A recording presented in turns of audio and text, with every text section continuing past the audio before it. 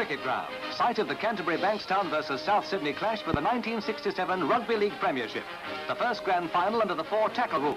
And for the first time in 12 seasons, St George are non-participants. South supporters, Dennis Donoghue, Clive Churchill and Johnny Graves are amongst earlier rivals. So too, Ken McCaffrey. Dick Poole, 1957 World Cup captain. And Balmain skipper Keith Barnes. There's former St George half Bobby Bugden and his former teammates Monty Porter at left and Billy Wilson. Graham Langlands, St George's present-day international fullback. Canterbury's 1948 Kangaroo half Bruce Hopkins. South's former representative, centre Mal Spencer, with Canterbury president Eddie Burns, who played 235 games for the club. Injured winger Max Brown, forced out of Canterbury's lineup by a shoulder injury. Television celebrity Don Lane leaves no doubt as to his loyalty. Before the game in the dressing room, Churchill discusses tactics with halfback Ivan Jones. Leg muscle massage for heavyweight fullback 14 stone 7 Kevin Longbottom. A check on boot sprigs by wingers Mike Cleary and Brian James. Jimmy Lyle will play a vital role, as will team captain John Sattler. South Sydney's giant-sized mascot and Canterbury's greyhound appear on friendly terms. To officiate in his 4th successive grand final, referee Col Pearce. South Sydney, a foundation club of the Rugby League, are in their 2nd grand final in 3 years. In '65, they went down by 4 points to St George, and all but 3 of that side are in today's 13. Kevin Ryan leads Canterbury Bankstown in the club's first grand final since 1947, when they were runners-up to Balmain. The Berries won their first premiership 9 years earlier, and this season eliminated St George with a 1-point final victory. Almost 56,500 spectators see Longbottom kick off deep into Canterbury territory. Ron Waper gathers and, with the wind at his back, kicks downfield to put Souths under immediate pressure just outside their own 25. Sims' attempt to run the ball out is foiled by Tailfoot's smothering tackle as Canterbury set the pattern of their play. Dummy half Coote gets the backline moving, giving Souths an opportunity to use their greater speed. But with well-positioned cover defence, Canterbury chop off the attack. Through their forwards, Souths test the close-in defence, but that too is solid as Canterbury move up on their man with Tailfoot and Kidd prominent. Being used as an attacking force, pacey forward McCarthy probes the weaknesses, his elusive running threatening danger.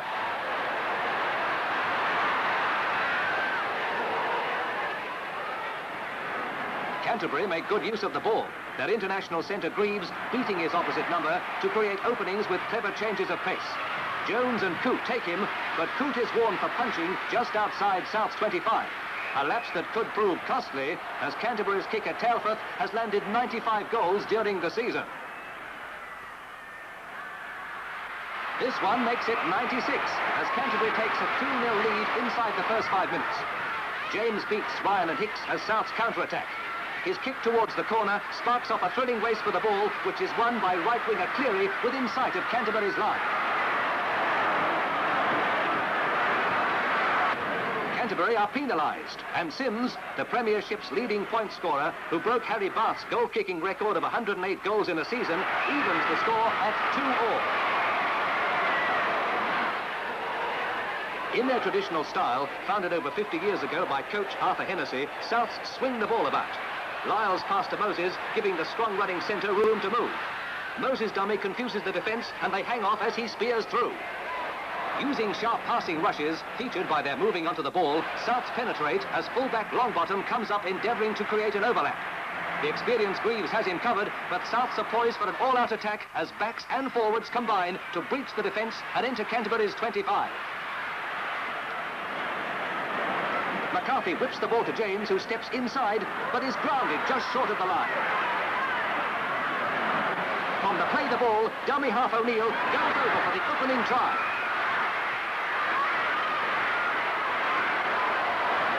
Souths lead 5-2. In an exciting game of changing fortunes, Canterbury narrow the gap as Waper, younger brother of the famous Johnny, drop kicks a goal.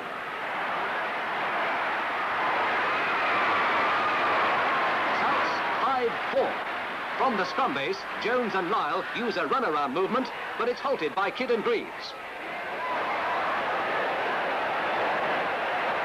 Moses attempts to cut through the ruck, but is met by Ryan and Hicks as the eager Greaves comes in to lend a hand. Varying their game, Souths bring their forwards into the attack, but Canterbury's anticipation and tackling holds firm.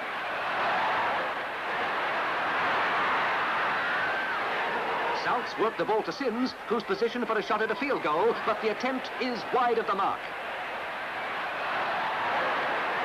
Canterbury's scrum work is functioning smoothly, and Hagan sends Greaves away, but he's taken by Lyle's spectacular flying tackle.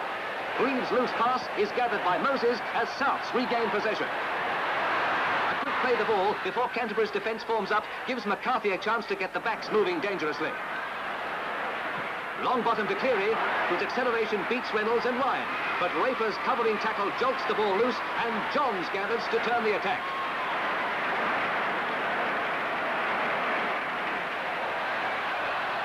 South's pack at a minute 9 pounds weight advantage, but Canterbury's more experienced front row of Bryan, Brown and Hicks gain greater possession from the scrums. 5/8 Doyle is sharp in attack, and his opposite number Lyle has a hard task to contain him.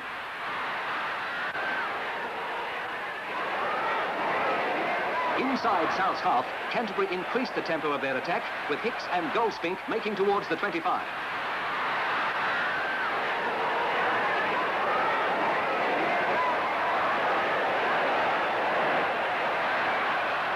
Raper to Johns, but he's taken by Moses and Sims. South's defence is hard to break, and Canterbury search for any looseness in their line by using their forwards in crashing runs.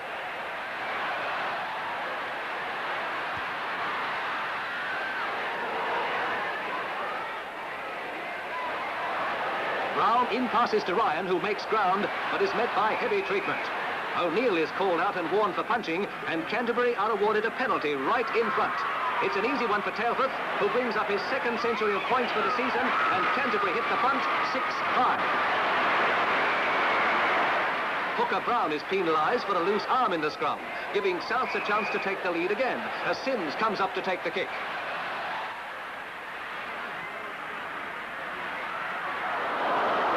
His shot is wide, and it's still 6-5 Canterbury's way. Souths are eager to run the ball, but Tailforth brings many of their movements to ground. In a game marked by sustained speed, Souths clear the ruck smartly with safe handling, and their intelligent kicking often forces Canterbury to make hurried recoveries. Fast defence ensures pressure is maintained.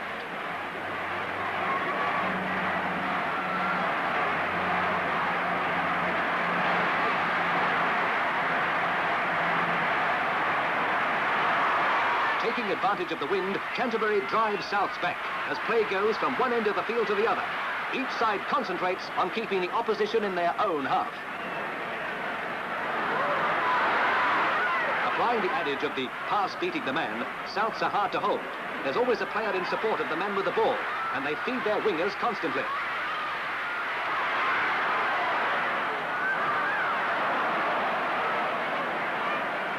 In their efforts to prevent South's backs getting too much ball, Canterbury guard the ruck skillfully and force their rivals into errors. Another penalty to Canterbury, with Tailforth to take the kick.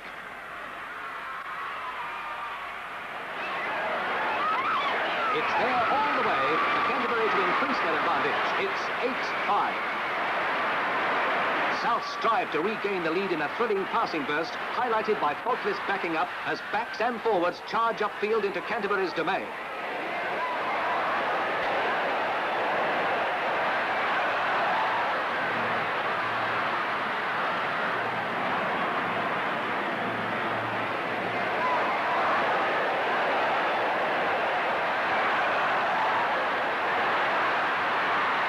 McCarthy and Scott interchange passes, but Greaves steals the ball in the tackle to relieve the pressure on Canterbury. Recovering from South's onslaught, the Berries use their forwards in an attempt to batter the opposition's resistance. But the fleet-footed Rabbitohs often create a defensive overlap. Keeping the ball in amongst the forwards, Tailforth sends to Raper, who kicks deep into South's territory, giving the front line of defence time to move up.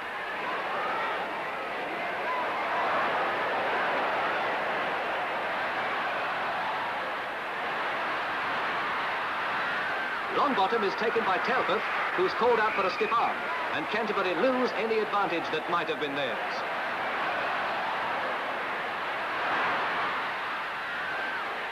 South's inside backs are a constant menace, but the 10.5-stone kid continues to tackle well above his weight. Walters' constructive ball distribution contributes to South's launching sharp thrusts, executed effectively by the talented backline. Cleary injures a leg muscle when taken by Hicks, a severe blow to Souths. From the play the ball, Telford regains possession for Canterbury. Hicks and Goldspink clear the ruck with well-timed passes as Doyle bursts into the open, but he's taken in a typical Coot tackle.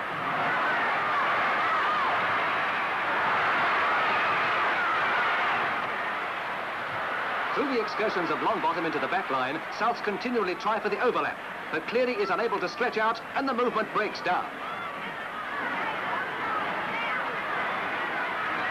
Gathering the loose ball, Greaves, turning in a fine display, snaps the initiative away from Souths. The ever-alert Johns chimes in with a skillful kick that confounds the opposition, and following on, he fires a pass to Gartner, but again Coot saves a dangerous situation.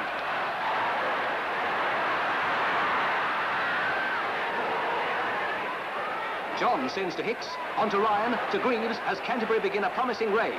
But Brown's reverse pass to Gartner is intercepted by McCarthy, who flashes into the open space. And the 15.5-stone forward is in no danger of being caught by his pursuers.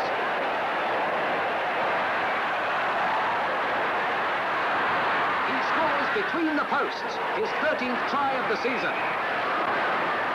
A simple conversion for Sims, and it's 10-8 at half-time. A handy lead for Souths, particularly as they'll be running with the wind in the second half. Cleary is to be replaced by Greg Norgard, who's to go in as 5/8, Lyle moving to centre, and Sims to the wing. A colourful group of marching girls brightens the interval with a spectacular display. It's a chance for a welcome break for movie-tone camera crew, too.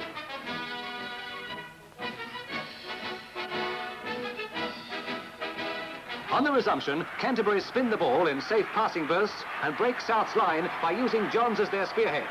Flashing through the slightest openings, Johns puts pressure on the opposition, who are well served by Coot's remarkable defence. In the game all the time, Johns varies the attack, setting up supports, who respond to his brilliance by taking advantage of the overlaps created.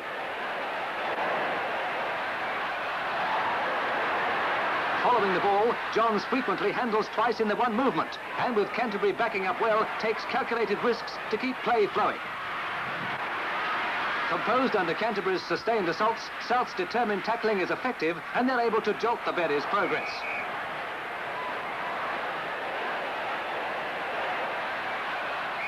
Jones is penalised for not putting the ball in straight, and Canterbury have a chance to equalise scores through the confident Tailforth. His aim is true, and it's 10-all. With Canterbury's continual raids driving deep into South's territory, Johns crashes off heavier rivals, his bullet-like passes ensuring a continuity of attack.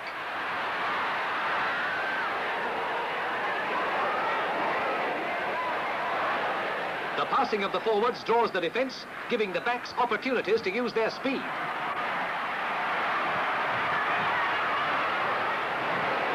Moses leads off on a counter-attack, but runs into body-dumping trouble as 16.5-stone Hicks assists Hagan and Reynolds to spear the centre into the ground. Not surprisingly, Moses is out and requires attention from the Zambuk. Recovering but still groggy, Moses plays the ball and Souths gain ground through Coot's bruising run. But Lyle loses the ball in Greaves' jolting tackle, and Ryan regains possession for Canterbury. Johns is up again to send Gartner away, but he's covered by James and the persistent Walters.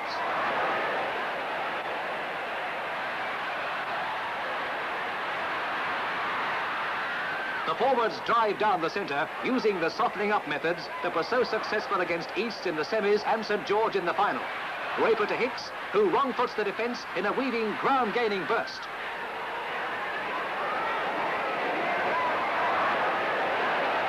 But he's penalised for not facing the opposition goal line in playing the ball. Watch closely the result of Longbottom's kick, which could give Souths the lead.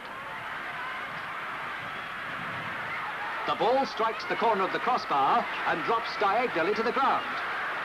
The linesmen disagree, and referee Pearce calls them in to confer before ruling no goal.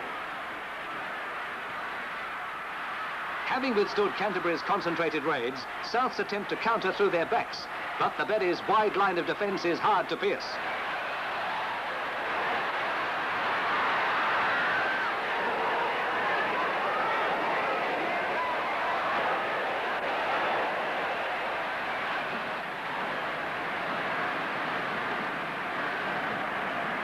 Sighting a gap close in, hooker Walters dashes through the ruck into the open, but Johns takes him knee-high about 10 yards from the line.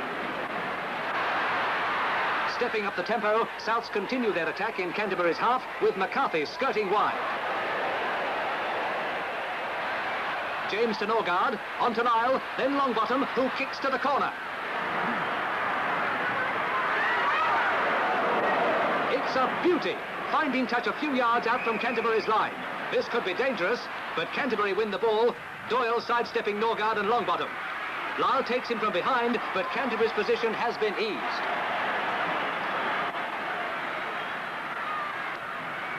Kidd carries on, and although held by Scott, gets the ball to Raper. But Souths move up quickly in defence to keep Canterbury in their own half.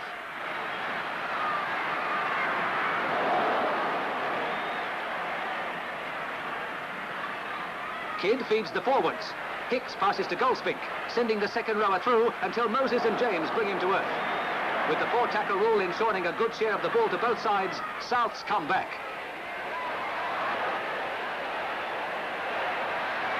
But McCarthy's pass is intercepted by Raper, who's held by the tireless James. Gardner is unable to find an opening, but he lays the foundations for a solid thrust. Johns to Tailforth, who breaks through tackles, making leeway before being halted by O'Neill.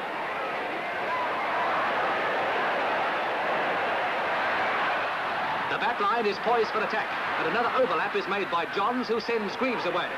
For the first time in the match, Coote misses a tackle. Norgard taking Greaves, but he gets the ball away to Johns, and following the play, moves up in support of the little fullback.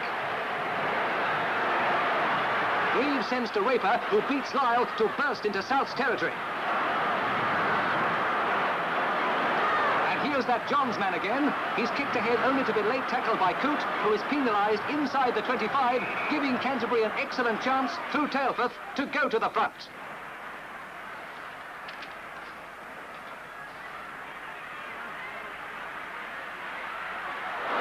His shot is wide. A golden opportunity missed, and Souths are able to clear the line, but not without being bruised for their efforts.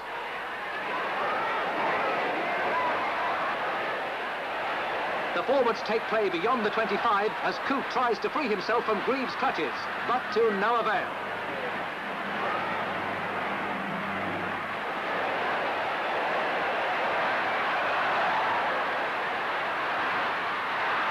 There's no sign of any slowing down in a game that's been played at a blistering pace from the onset.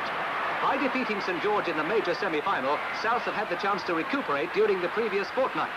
But Canterbury, who engaged the Dragons in a hard-fought final 7 days ago, are in perfect condition and make the Rabbitohs battle for every inch of ground.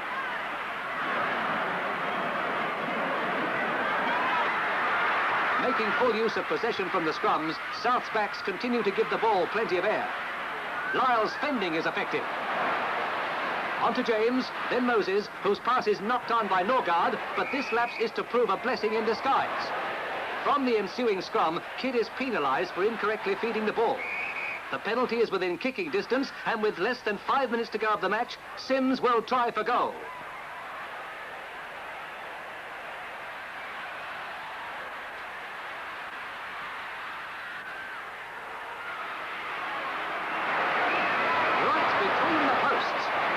To go to a 12-10 lead. Time is now the essence, and Canterbury must make full use of every second. They throw themselves into attacks, but with victory in their grasp, Souths defend tigerishly in a stirring climax to a memorable match. Johns is in everything and doesn't lack support. Swift passes are well taken as backs and forwards line out, probing for the minutest chink in South's defensive pattern, but none appears. Hagan's high clearing pass is taken by Doyle, but South's cover is impregnable. Raper tries for a field goal in the closing seconds, but it's short and wide, and Longbottom runs the ball out, being brought down in front of the goal mouth as the hooter blasts out the end of the game. Souths win 12-10 in what many claim the most exciting grand final ever played. In traditional sporting manner, players exchange congratulations, commiserations and jumpers to a rousing reception from an appreciative audience. A fitting finale to a record-breaking season. Souths players chair their captain John Sattler to the presentation ceremony, also their excited coach Clive Churchill, a member of Souths' all-conquering 50s team which won 5 premierships in 6 years. For Jimmy Lyle, it's his first league premiership. Rugby League President Bill Buckley congratulates Sattler. Brian James and Ivan Jones wear broad smiles as Sydney's Lord Mayor Armstrong presents the J.J. Giltinan Shield to Sattler. Souths, who have won more premierships than any other club, including the first 2 ever played, take their total to 17, 4 more than St George. 1967, definitely South Sydney's year.